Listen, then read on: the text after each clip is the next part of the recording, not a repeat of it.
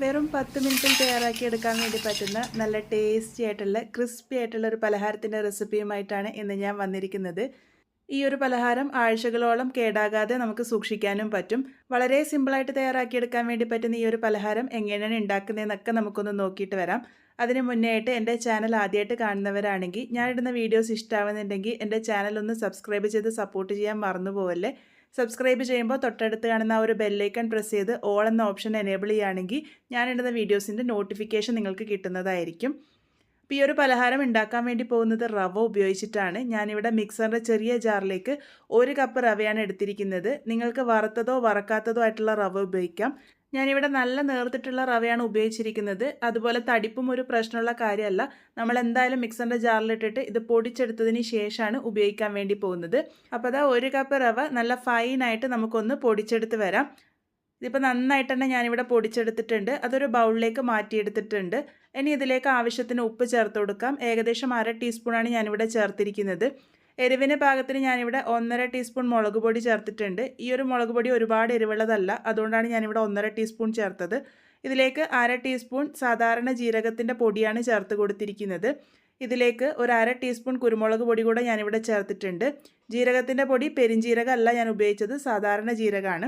ഇതിലേക്ക് 1 table spoon എണ്ണ കൂടെ ഒഴിച്ച് ആദ്യം നല്ല പോലെ തന്നെ എണ്ണ എല്ലാ ഭാഗത്തേക്കും എത്തുന്ന രീതിക്ക് കൈ ഉപയോഗിച്ച് നന്നായിട്ട് തന്നെ ഒന്ന് മിക്സ് ചെയ്തെടുക്കാം.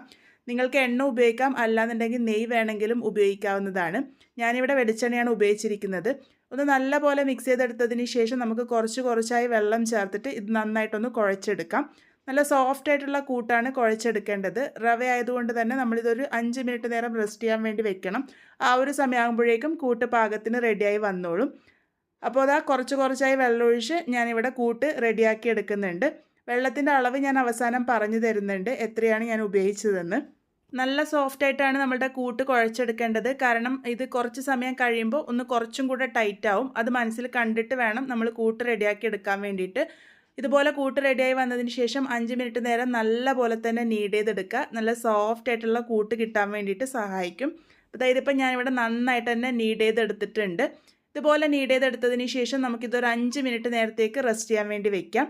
ആ ഒരു സമയമാകുമ്പോഴേക്കും റവയൊക്കെ ഒരല്പം കുതിർന്ന് ഒന്നും കൂടെ ടൈറ്റായിട്ട് വരും കൂട്ട്. അഥവാ നിങ്ങളുടെ കൂട്ട് ഒരുപാട് ടൈറ്റായിട്ട് വന്നിട്ടുണ്ടെങ്കിൽ കുറച്ച് വെള്ളം ചേർത്ത് അത് കൂട്ട് റെഡിയാക്കി എടുക്കണം. നല്ല സോഫ്റ്റ് ആയിട്ടുള്ള കൂട്ടാണ് നമുക്ക് വേണ്ടത്. ഇതിപ്പം ടൈറ്റൊന്നും ആയിട്ടില്ല, ഈ ഒരു രീതിക്കുള്ള കൂട്ടാണ് വേണ്ടത്.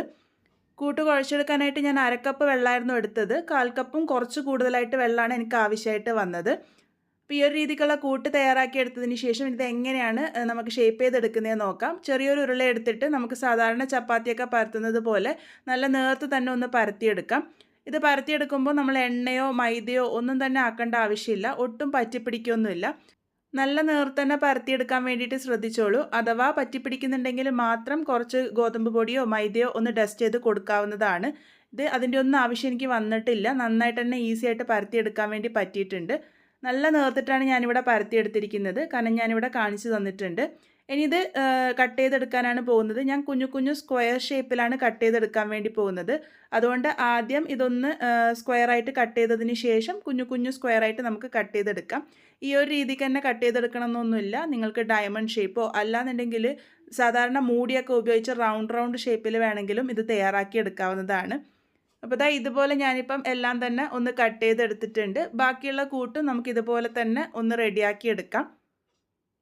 ഇപ്പോൾ ഇവിടെ ഞാൻ മുഴുവനും റെഡിയാക്കി എടുത്തിട്ടുണ്ട്. ഇനി ഇത് ഡീപ് ഫ്രൈ ചെയ്തെടുക്കാനാണ് പോകുന്നത്. കുറച്ച് എണ്ണ നേരത്തെ തന്നെ ചൂടാക്കാൻ വേണ്ടി വെച്ചിരുന്നു. എണ്ണ നല്ലപോലെ ചൂടായി വന്നതിന് ശേഷം ഇതിലേക്ക് ഓരോന്നായിട്ട് ഇട്ട് കൊടുക്കാം.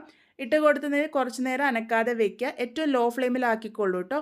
അനക്കാതെ വെക്കുമ്പോൾ ഇത് കുറച്ച് നേരം കഴിയുമ്പോൾ ഇതുപോലെ എണ്ണയുടെ മുകളിലേക്ക് പൊങ്ങി വരും. അതിനുശേഷം നമുക്കിതുപോലെ തവി ഉപയോഗിച്ച് ഒന്ന് എല്ലാ ഭാഗവും എത്തുന്ന രീതിക്ക് തട്ടി കൊടുക്കുക.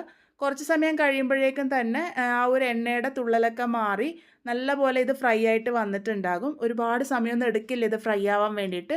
ഏറ്റവും ലോ ഫ്ലെയിമിൽ വെച്ചിട്ട് തന്നെ കുക്ക് ചെയ്യാൻ വേണ്ടി ശ്രദ്ധിച്ചാൽ മതി. ഹൈ ഫ്ലെയിമിലാകുമ്പോൾ പുറമേ പെട്ടെന്ന് കളറൊക്കെ മാറും, പക്ഷേ ആ ഒരു ക്രിസ്പ്നെസ് കിട്ടില്ല. ഇതിപ്പോൾ എന്താ പാകത്തിന് റെഡി ആയിട്ടുണ്ട്. നമുക്കിത് എണ്ണയിൽ നിന്നും കോരി മാറ്റാം. ഇതേപോലെ തന്നെ ബാക്കിയുള്ളതൊക്കെ റെഡിയാക്കി എടുക്കാം. അപ്പോൾ വളരെ സിമ്പിളായിട്ട് തയ്യാറാക്കി എടുക്കാൻ വേണ്ടി പറ്റുന്ന നല്ല ക്രിസ്പി ആയിട്ടുള്ള നമ്മളുടെ പലഹാരം ഇവിടെ റെഡി ആയിട്ടുണ്ട്. റവ ഉപയോഗിച്ചാണ് നമ്മൾ ഇത് ഉണ്ടാക്കിയിരിക്കുന്നത്. വളരെ സിമ്പിളായിട്ട് എല്ലാവർക്കും ഉണ്ടാക്കിയെടുക്കാൻ വേണ്ടി പറ്റുന്നതാണ്. കുട്ടികളൊക്കെ സ്കൂൾ വിട്ട് വരുമ്പോൾ ഈസി ആയിട്ട് നമുക്ക് തയ്യാറാക്കി എടുക്കാൻ വേണ്ടി പറ്റും. നല്ല ക്രിസ്പി ആയിട്ടാണ് ഉണ്ടാകുക. എയർ ടൈറ്റ് ആയിട്ടുള്ള പാത്രത്തിൽ സ്റ്റോർ ചെയ്യുകയാണെങ്കിൽ ആഴ്ചകളോളം കേടാകാതെ ഇരിക്കുകയും ചെയ്യും. എന്തായാലും ട്രൈ ചെയ്ത് നോക്കൂ. ട്രൈ ചെയ്ത് ഫീഡ്ബാക്സ് ഒക്കെ പറയാൻ മറക്കരുത്. വീണ്ടും ഒരു നല്ല റെസിപ്പിയുമായി കാണാം.